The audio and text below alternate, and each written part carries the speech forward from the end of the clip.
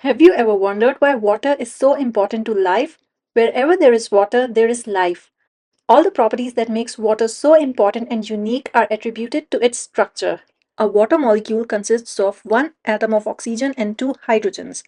An oxygen atom contains 8 protons in its nucleus, while 8 electrons revolve around that nucleus in two shells.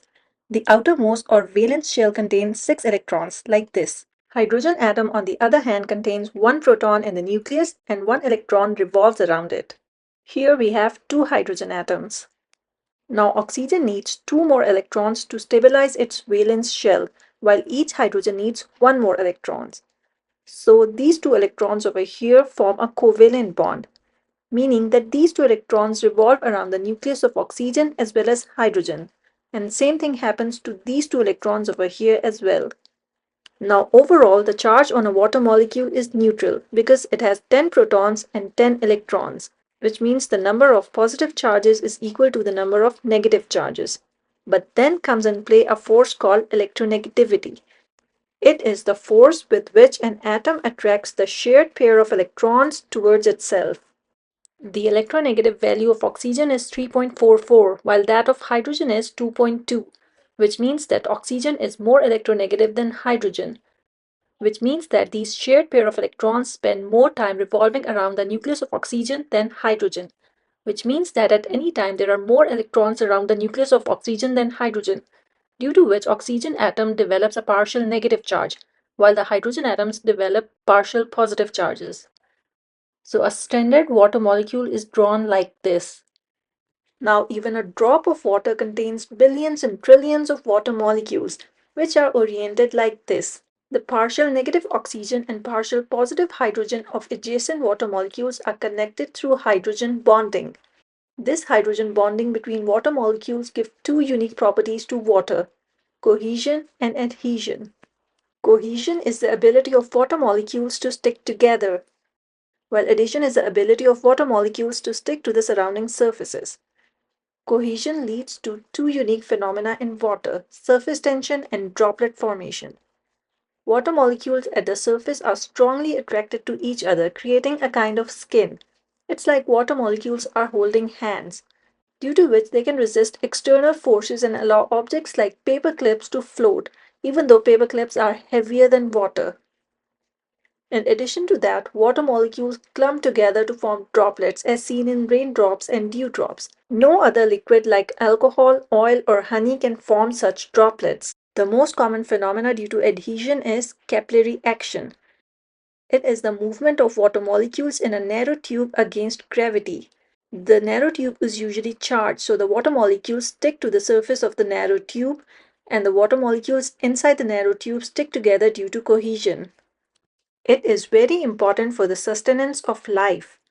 The primary source of food on our planet is plants. The structure of plants is like this. It has roots in the ground while the stem and leaves hold upright. Plants get water from the ground through its roots, which moves to the upper parts of the body through capillary action. The hydrogen bonding in water molecules lead to other unique properties as well. One of them is high specific heat, which means that water absorbs a large amount of heat without quickly heating up. For example, if we have 1 gram of water at 25 degrees Celsius, it will absorb 4.184 joules of heat energy before its temperature rises to 26 degrees Celsius. The specific heat is actually measured in joules per gram degrees Celsius, and this specific value is also equal to 1 calorie of energy.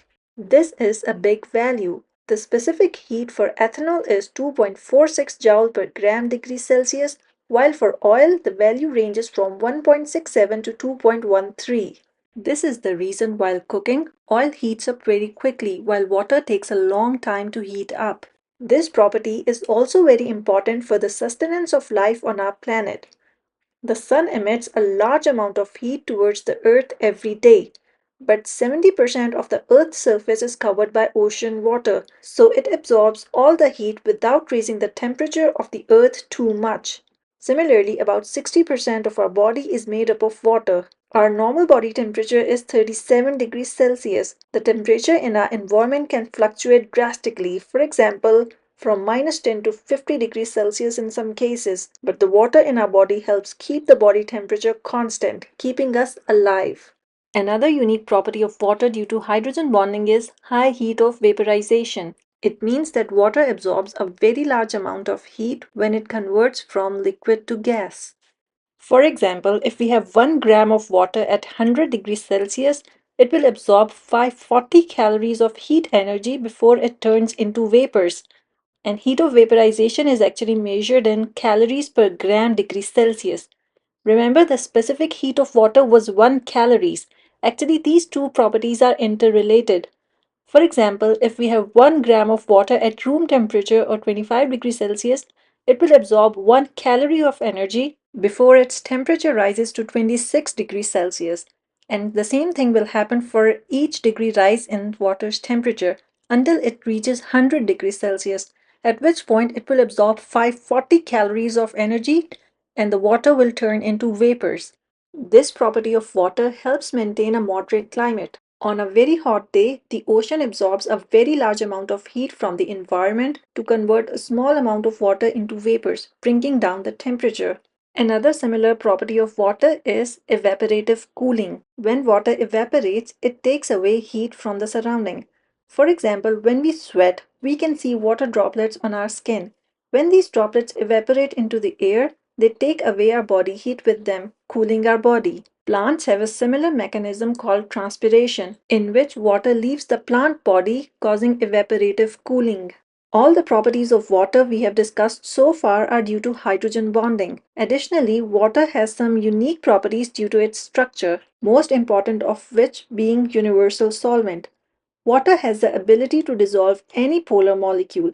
Most important nutrients in our bodies are salt. Sodium, for example, is vital for maintaining fluid balance in our body, supports nerve and muscle function, and maintains blood pressure. We take it in the form of sodium chloride or table salt. When it dissolves in water, it breaks down into sodium and chloride ions, which are surrounded by water like this. Sodium is a positive ion, so it is surrounded by partial negative oxygen in water, while chloride ion has a negative charge, so it is surrounded by partial positive hydrogens in water. In this way, water can dissolve any polar solute. Another most important property of water is its unique behavior as ice. Normally, when a liquid converts into solid, its volume decreases and density increases. But not in case of water. No, sir. When water converts into ice, its volume increases and density decreases. What happens is, we have seen that in liquid state, water molecules exist like this, forming hydrogen bonds. But when water freezes, the water molecules pull apart and make this lattice-like structure, occupying more space, hence more volume and less density.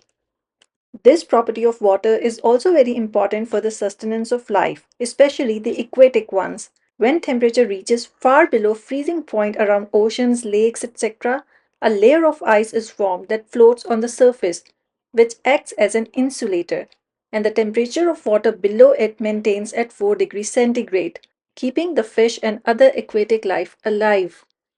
Hi, if you are still watching, my name is Ariha Suhail and I hope this helps. Thank you for watching. Take care. Bye bye.